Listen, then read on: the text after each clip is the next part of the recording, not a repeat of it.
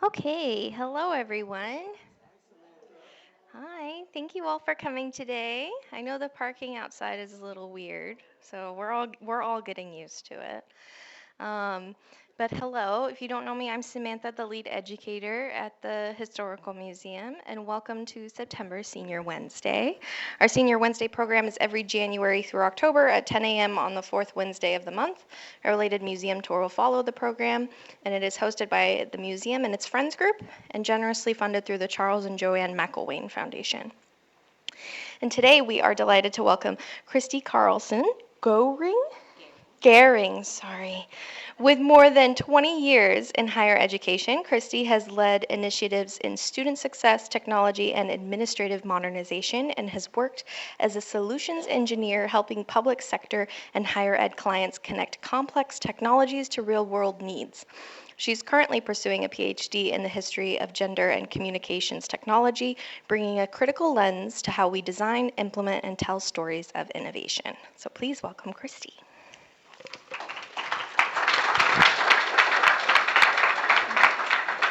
Okay, thank you, Samantha. Now, this is weird with this microphone around my neck. So, just a little bit of background just on me and how I even came up with this topic. So, I wrote my master's thesis when I was in Wichita State on women. This is based on that master's thesis, Women in Wichita Radio, from 1922 to 1960. And before that, kind of why I kind of got interested in that is I worked at KFDI Radio from 1995, the end of 95, through 2000, and I worked in the continuity department, the production department, and I was continuity director, just to kind of explain what a continuity director is. So I was kind of that go-between salespeople and the commercials that were produced for on air. So I made sure that once salespeople sold all those advertisements, the salespeople would bring me either a tape or something of the commercial copy, or I would give it to our copywriter to write something, and then I would make sure I would pick and choose different on-air personalities to produce those commercials for on air, and that's kind of what a continuity director, at least at KFDI, was. But also, while I was there, I co-edited the Ranch Hand Roundup with Orrin Friesen. I did that for the last few years I was there. And I also did some part-time fill-in on air shifts. So when you work in radio, you pretty much do a little bit of everything.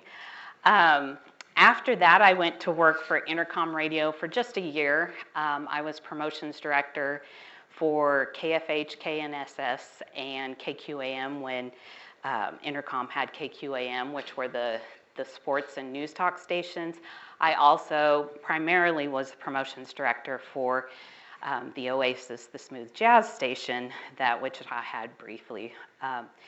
I decided to get out of radio, and I wanted to work on my master's. So I got a job at Wichita State in the School of Music. Which was nice because then I was on campus, I was close to my classes, close to the library to do my research. And so I started thinking about, there wasn't a lot of women when I was growing up who you really heard on the air, on the radio. And I was like, okay, well, let's just kind of look at who the history was, the women who were in Wichita radio. So that's kind of how I started to get into this topic. So kind of to tell you how I started this process was there's really not a history of Wichita radio that was really around. I did this research in 2002 through 2003. A lot of stuff wasn't digitized back then. So I was like, where do I even start? What's the history of Wichita radio? So I reached out here to my friend Jamie, who found a few things for me. And then Mary Nelson, who worked at Wichita State Archives, helped me as well. And then, of course, my contacts with Orrin Friesen, who'd worked in Wichita Radio for a long time, kind of helped guide me. So that was the first step. I went to the Wichita Public Library when it used to be over here across the street, and spent a lot of time there. And I walked up to the ladies in special collections and it's like, okay, what do you have on microfilm, microfiche, whatever, on Wichita radio? And they took me over to this cabinet that was all these slides of microfiche. And she goes, here's all the stuff that's Wichita radio. And I was like, okay. So I spent many Saturdays and evenings after I was working full time looking at everything they had on radio, which the microfiche is quite fascinating because they used to have librarians who would cut out all the individual articles and then scan them, and they were on these microfiche slides. So that's kind of how I started doing that. I also found at Wichita State, some of you may be familiar, there's two books. There's one, Who's Who in Wichita from 1929, and then there was another one published in 1963. I went through page by page and read every job description, everything of every woman's picture that was in that book, and that's how I started to find some of these ladies. So that's kind of how I got started. So my master's, the more academic side of it, was to kind of look at, once I found these women, what kind of on-air roles did they have? I mean, I'm sure there was a lot, who were secretaries, worked in the background, but who were on the air? Who were these women who were on the air? What did they do? Did any of them do any kind of like mainstream news? That type of thing. So I also, my other friend, Becky Tanner, helped me also kind of try to find some stuff. And at that time, we were talking about how there was a lot of stuff like from the Eagle and the Beacon that just really weren't digitized. It was hard to find anything. And so this is what I found originally, when I did my research, was 11 women who I was able to identify. Since then, there was a 12th added that I did find. And if I was not currently working on my PhD at K-State, right in the dissertation phase, I would be spending more time trying to kind of fill in more of these gaps. But the types of roles that these women had were, they were singers, especially in the 20s. They did a lot of dramatic roles. They were directing some of the plays as well that were on air. There was one that was a market announcer. They did fashion announcing, talk shows. They read the comics. They read kids' stories, commercials. And then also, there were two women I found who were part station owners of some stations here.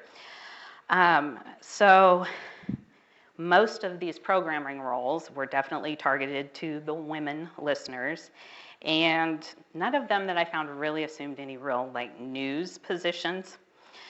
So today, now that we have newspapers.com, there's a lot more that can be found, a lot easier than when I was going through reels of microfilm at Wichita State of all the newspapers as well. Also, I had a good help. There is tied to the University of Maryland is the Library of American Broadcasting.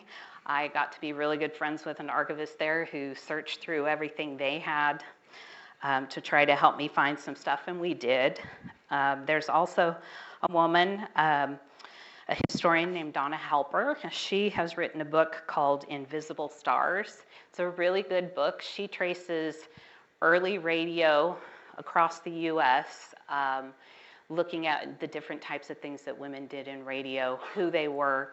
And she actually, I don't even remember how I got in contact with her, but she and I had many phone calls, and she looked through, she has a collection of old Radio Digest magazines, and she went through one by one trying to find anything on Wichita radio for me, which she did send me some things. So it helps to make a lot of friends. So wanted to be sure. Also, as you go through the slides, I tried to give credit to where I got my sources, because the Wichita-Sedgwick County Historical Museum was a great provider, as well as Wichita State Archives, and then, of course, the newspapers.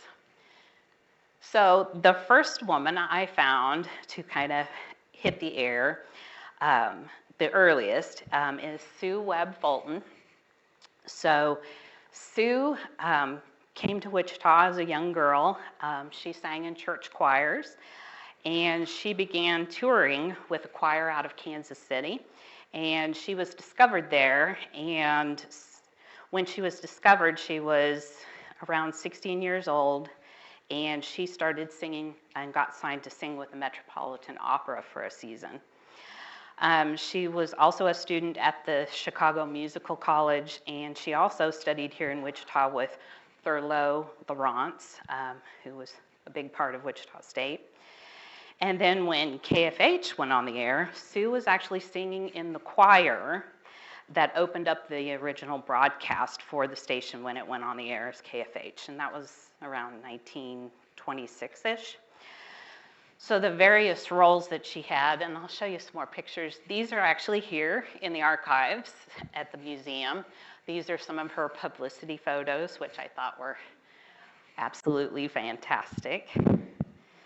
As you can tell, she definitely was an operatic singer based on some of those outfits. She did a lot of dramatic acting. She played a character called Aunt Sammy. She was also the program director at KFH for a while, and she announced a program called the Ladies Matinee Program. She also handled some of the government household chats that were on the air, and she did a lot of special evening singing performances. She did a lot of singing at funerals, various things throughout Wichita. And then she was featured, I like this. This is her Christmas card. This is also held here in her collection.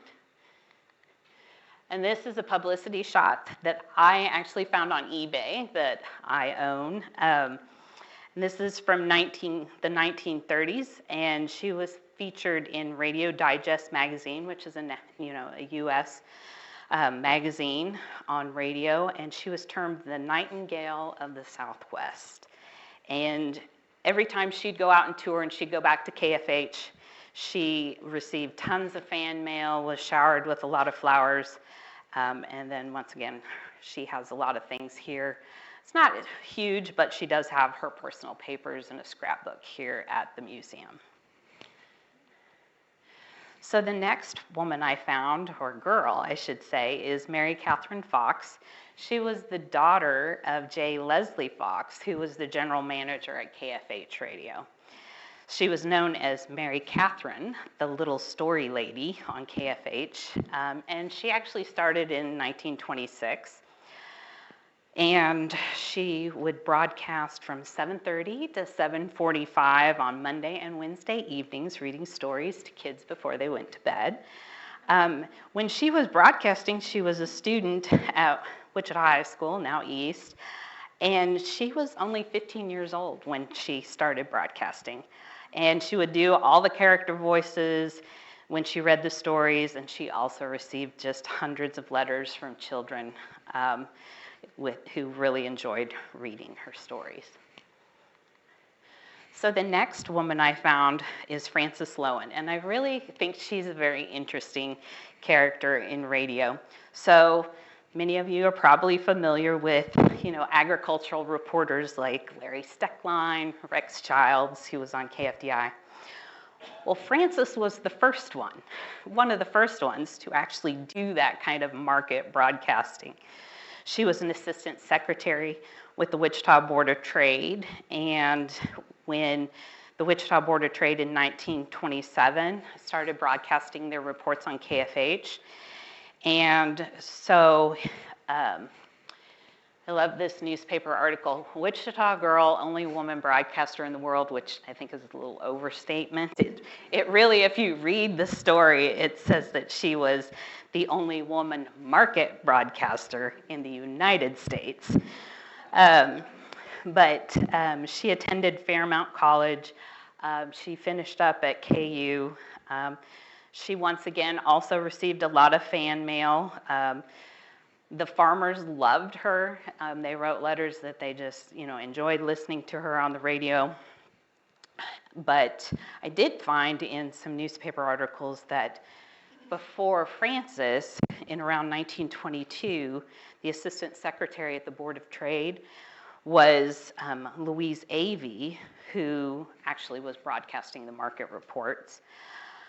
Then in 1930, Frances got married, so she left, which was kind of traditional. When women got married, they left their jobs. And there was a woman named Thelma Sutherland who took over as assistant secretary at the Board of Trade, and then she began doing those broadcasts. It's interesting, and I would have included a picture. There is a newspaper article with a picture of her, of Thelma, and she's sitting on a desk with her legs crossed, and they're talking about how good looking she is and how pretty she is, and doing these market reports, and how the farmers and the listeners hope that she doesn't get married so that they can continue to listen to her on the air. So I thought that was interesting. But the picture, I would have included it. I tried to clean it up. It was really cool how she's sitting there with her legs crossed, looking like some model. So, and then also Gladys Patterson, she was the switchboard operator at the Board of Trade, and she would take over for Thelma when Thelma was absent. So the next woman I found is Edra Weathers, and she also was on KFH in the 30s. She did a program sponsored by Sedgwick County Juvenile Courts, and another one sponsored by the Wichita Child Research Library, which would later become the Wichita Child Guidance Center. She also did a Saturday children's frolic program, a program called Did You Know That? And she also was an actress on KFH as well. She was part of that Wichita Child Research Laboratory in the mid-30s, and she also taught child psychology classes at Friends University. She was a student at Friends, and then while she was there, she wrote and directed plays, performed in plays at Friends as well as around the city, and then she was also on the debate team at Friends. The next woman I found is Ann Schaefer, and so Ann, I actually had they have a recorded oral interview with Ann at the American Library, the Library of American Broadcasting. I got a transcript of this to kind of get all that information. This photo is from her obituary from 2020. She was actually 100 years old when she passed. But in 1936, and this is all her words, she was hired at KANS radio when it first started broadcasting. And she was hired as an entertainer, but she needed to support herself, she said, so she also took on roles as a receptionist, a traffic manager, a copywriter, whatever they needed, just so she could earn more money. And she left KANS in 1942 due to illness, and then she got married, and after World War II, she and her husband bought a radio station in Boulder, Colorado in 1947 called KBOL. And there she hosted a women's radio show for like the next 28 years. And then later in the 70s, her and her husband bought KBVL in Boulder, and then she also did some radio work there. The next woman I found was Montez Tayden. Once again, she also had an oral interview that I got a transcript of at the Library of American Broadcasting. She was from Clearwater, and she studied at the University of Wichita, and she started working at KFBI in 1939, and she wanted to be a radio theater director. And she went to the station. They told her they didn't have an opening for that, but they went ahead and gave her an audition, and they hired her to do some on-air work and writing copy, working various jobs within the station. She did some commercial announcing while she was there, and then in 1940, they made her the director of women's programming at KFBI. She also did some acting in Wichita with the Wichita Theater Guild. She also performed in some plays on KFH in the 30s. And then in 1941, she actually helped start with a bunch of other radio individuals here in Wichita, the Wichita Radio Professionals Club. Then she left for Tulsa, Oklahoma, for a position at a radio station, KOMA. And from there, she did some clerical jobs, and then she did some fashion reports and did some specific things for department stores on air while she was there. Then, when World War II happened, she went ahead and decided she's going to join the Navy, and she became a lieutenant with the Navy, and she did radio and public relations for the Waves while she was there. And then, after she got out of the Navy, she returned to Oklahoma in 1953 to work at KWTV television in Oklahoma City. And she worked there for 14 years. She was very active in a lot of American broadcasting organizations, and she was one of the first presidents of the Association for Women in Radio and Television in the 60s. So the next individual I found was Dr. Geraldine Hammond. She's another one of my favorites. She was an English professor at the University of Wichita, of course, now Wichita State. And she read comics on KFH with her father, Bill Hammond, known as Uncle Bill Hammond, or Ben Hammond. And that was on Sunday mornings. And the program started in 1941, and she continued to participate in that on and off while he was still on the air. A lot of things I read about her, and then so Jim Radigan, who was at Wichita State for many, many years, he was really good friends with Geraldine, and he and I talked about her, and he said that there was a joke that always went around the department that she was the only PhD holder to actually be reading the funnies on radio. The other thing I like about Dr. Hammond also is it's important to note that she was the first woman in Wichita State University's English department to have obtained a doctorate. May I interject? Sure. It's just an aside. The two buckets they're holding currently reside down the hall in the child's ward. And Jamie found me this picture here from Ben Hammond's papers that are held here at the museum. So a lot of people may remember her. I know my mom does. So Ethel Jane King. There was a student at Friends University in the early 80s who did a senior research project on the history of broadcasting in Wichita. And there's some taped interviews with some of the, Wichita radio and television individuals that they have there. They weren't in the best shape back in 2002 when I listened to them. They were on cassettes, and one was actually broken. But I did make my own copies of those to have to listen to later. But this is all from a taped interview with Ethel Jane. She said while she was attending college at Wichita State, and I love these pictures of her from the Parnasius, one from 41 and 42 when she graduated. Here's a few more pictures of her.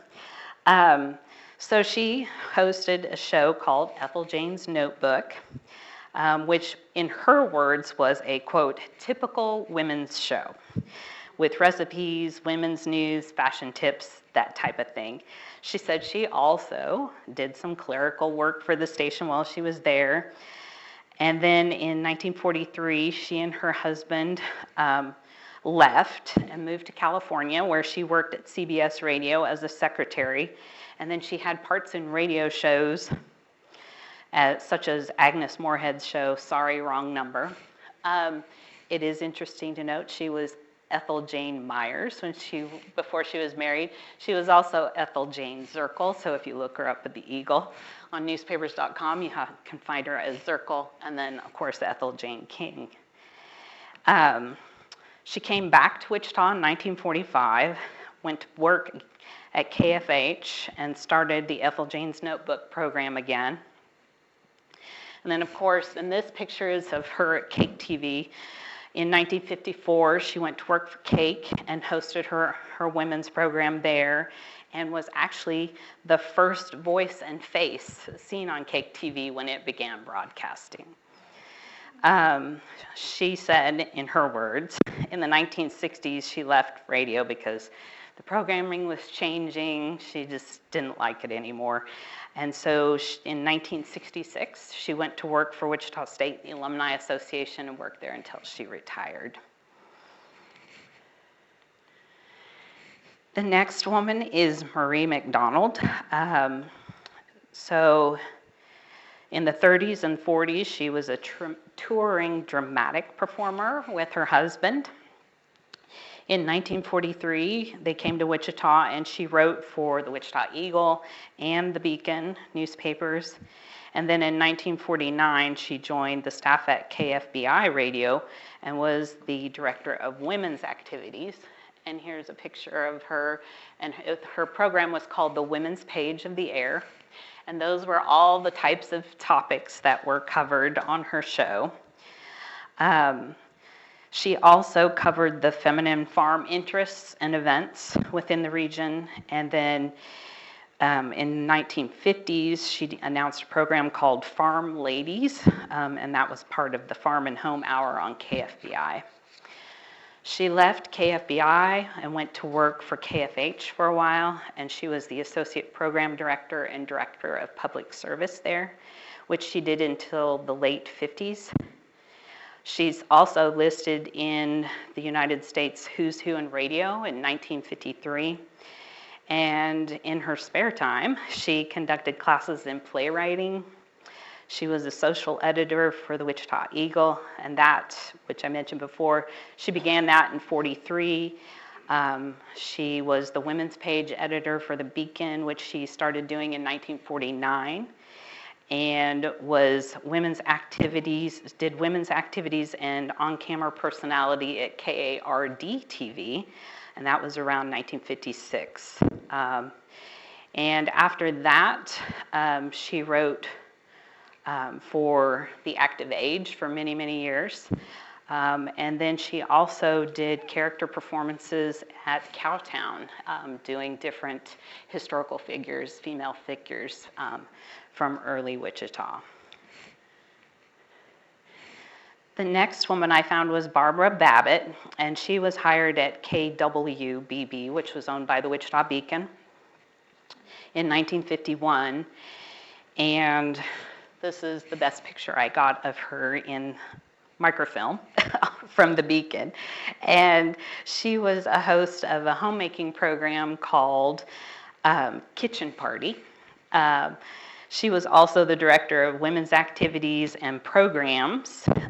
She attended the University of Illinois and Northwestern University in Chicago, and she actually had a degree in speech radio. So in the 50s, that was about the time that they actually started having college programs in radio.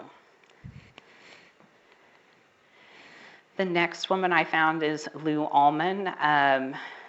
Here she's pictured with Morris Reichley, who was said to be, in the newspaper article, he was the master of ceremonies of a program she co-hosted with him called Surprise Package. That was also on KWBB in 1954. She was also a club editor and a women's news reporter for this specific program. The KWBB stuff in the 50s, newspapers.com does not have any Wichita Beacon digitized in the 50s. They have a little bit before and after, but not the in-between. So it was really hard to really I searched and searched for both these women, and I only found a few articles on them. So the last woman I'm going to talk about is Mary Pickford, yes, silent film actress. Her and her husband, Buddy Rogers, who's on the left there, and they're pictured with KFBI's General Manager Hale Bondurant. And in 1958, they bought KFBI radio. They changed the name to KIRL in 1960 because she was the girl with the golden curls and when she was on, so they named it Curl. She lived in California, but Buddy lived here in Wichita to run the station. I know Orrin Friesen talks about it in his book on the history of KFDI. He said that there was, in the old station of KFBI, there was like a little apartment, and Buddy stayed in that apartment to run the station. So it never did very well financially, the station, and then they sold it in 1962. So some of the other women I found that were mentioned in all those massive amounts of microfilm and microfiche that I went through, there were women who were mentioned, but briefly, like as secretaries, office managers, receptionists, that type of thing. And so as far as like the academic part of this, what I found and reported back was that there really was very little information to really even be found on these women outside of the newspaper articles or a few bits and pieces here and there. It was interesting to note that 2 women actually owned radio stations in their career, but they were part owners with their husbands. All of these women were college educated or had some post-high school education or degrees. Some of their degrees were mostly in English or drama, and then music. And then it was interesting to note that Barbara Babbitt actually had that speech radio degree, which was done in the 50s. It was interesting to find Frances Lowen and Thelma and even Marie McDonald a little bit as ag reporters. Definitely not something most women did, which I thought was very forward-thinking of the Wichita Board of Trade to actually let women report on ag reports. And then, as I've described, even in my own radio career, that they held many positions in radio, not just on-air positions. So, you know, because like Fulton, she was a program director and a musical director and did all that on-air stuff, plus all her touring. Lowen was the secretary, but then also a market reporter. And then Schaefer and Tayden and King, all of them worked as a secretary, as well as their on-air duties. It was interesting to note that a couple of them had moved from radio to television. Tayden went to Oklahoma, where she helped, you know, establish and work at TV stations. And then, of course, King went to TV and was that famous first voice and face on Cake TV. And then Marie McDonald, who started in journalism, went to radio, but then went back to journalism. So these are my women, radio pioneers of Wichita, Kansas. Thanks.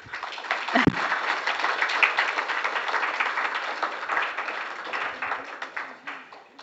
prefer a woman do the farm report. I think that would just be fascinating. You have to speak so quickly. Yeah. And you have to know barrows and gilts and all the proper technical terms. Yeah, it's in my dissertation research. So I'm looking at women who were telegraph operators, telephone operators, wireless operators, and then early radio. Kind of looking at, if you think about it, wireless and telegraph, they're using Morse code. So you can't tell if it's a woman really or not, but yet telephone and early radio you could.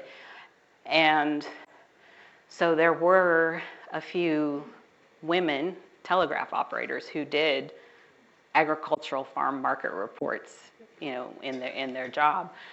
But as far as like the dissertation, what also I found was very interesting. So in telephone, that was a woman's job. That really became a woman's job because of the woman's voice, to be a telephone operator. But yet early radio, which is a big chunk of this, that how I got to that was I had briefly mentioned in my master's thesis how women's voice quality was what kept them from being on air. And one of my professors at Wichita State said, this would be a really interesting topic to really delve into this a little bit further. So that's what I started looking at. And it's a lot easier now with so much digitized in just different newspapers, trade magazines. But in early radio, women were ousted because of their voice quality. They said there's an article that was written, I think it's like in Radio Broadcast or Radio Digest, it's called Screaming Memes. And that women sound like screeching owls on the air, they sounded horrible. So that kind of started that trend where we don't want to have women on the air. But then it transitioned where, okay, well, with a little practice and a little finesse of their voice, they could at least do women's programs. So that's kind of where they transitioned into that. And then there were psychologists in the 30s that did surveys trying to research whose voice sounded better on the air, men's or women. Totally against women. So it's like, was that just the time, or was it really, it became a psychological thing that women couldn't do news. They could do ladies stuff or sing or act, but not, some of the other. And then also, I'm actually right in this chapter right now that I'm writing on my dissertation of this. But they also blamed it on the equipment. They said, oh, the old broadcast equipment, it just doesn't broadcast women's voices very well, which they're like, okay, yeah. And they had scientists at Bell Labs who were looking at the cycles and how women's voices broadcast. Oh, well, it needs to be broadcast here, and the equipment doesn't do that for women's voices. So they never could do real news on the radio. That's where I think, like I said, the Wichita Board of Trade was very forward thinking in letting those women broadcast those ag reports. And then that stigma just kind of stuck, on through the 40s and on. So that's kind of where I'm at in my chapter right now on that whole women in early radio, especially when you look at some of these early, like in the 20s, when radio was starting, they wanted anybody who wanted to work in radio. It's like, sure, come. And so women saw that as a great opportunity. And then when it became more commercialized, that's when they were kind of pushed aside, so. You called it a stigma, and I think that continued up until even the 80s when women became news anchors, Yeah. presenters, and people, I remember hearing people say, oh, they can't do their voices, they sound terrible, and I just can't believe it that comes from a woman instead of a man. And Yeah. that has not been that long. Yeah. I've heard it described derogatory as, she sounds too much like my ex-wife. Since we're getting comments from the audience, we'll pass around the mic so everyone can hear. But it is really interesting, that whole voice quality, that it's not authoritative. And then what they found was, so like Sue Fulton, her operatic range is called contralto, which is actually a very low register for a woman.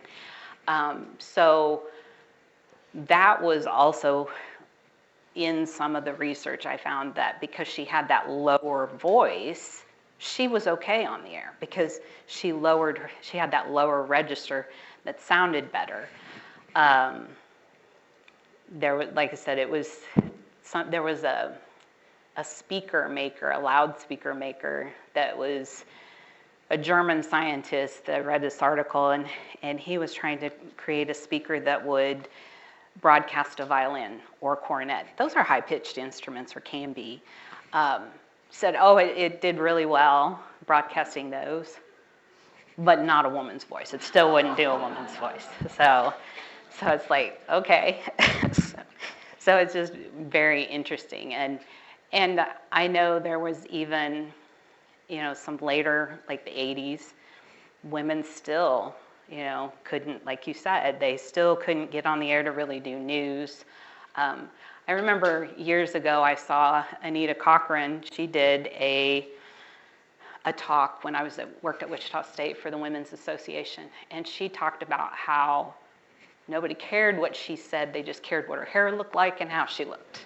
And she had to change her hair, she had to change her clothes all the time because they'd get fan mail, I don't like her haircut. So she said it was just really difficult.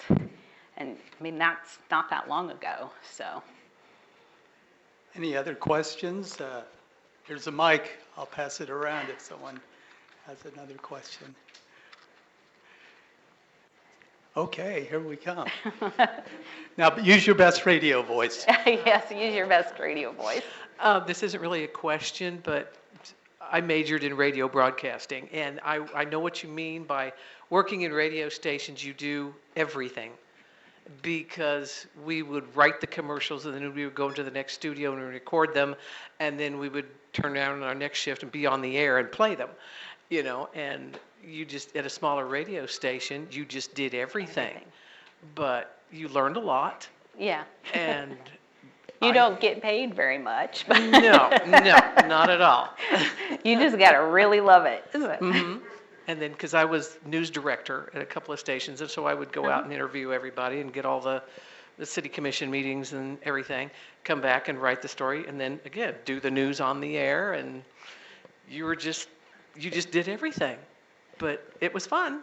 Yeah, it was a lot of fun. I did a lot of stuff. It's like, I look back on those years and I was like, that was a lot of fun, but it was a lot of work, and I was a lot younger, and it was just like, there were times, so when Orrin Friesen and I were co-editing the Ranch Hand Roundup, of course, he did overnights. And then I didn't really start my job until like 8:30. So when Orrin got off the air, I would wake up early so that he and I could meet so that we could actually work on what we're going to have in the next issue of the Ranch Hand Roundup. So half the time I don't even think I was that awake because I hadn't had enough coffee, but he was wide awake because he had just finished his shift. But it was a lot of fun. I really, really enjoyed that. Orrin and I had a really good time working on that together. I know, like, he was doing parts of his book in sections in the Ranch Hand Roundup, and we had talked about that really needs to be a book, and he did it, and finally, so, but I remember when he was trying to finish it up, I said, have you finished that book yet? No, not yet. So then he finally did, so. But I did send, like, all of this information that I had found when I finished my thesis. I sent a bound copy over to Larry Hatterberg, who was still at Cake then, and he read it, and he called me. He said, man, I learned things I had no idea about Wichita radio or women in radio. And I know Becky Tanner's like, yeah, we're ready for a book. And I was like, I got to get my dissertation done first. So, any other questions or anything? Okay, well, thank you, everyone. Let's give Yeah, her thank another you. round of applause.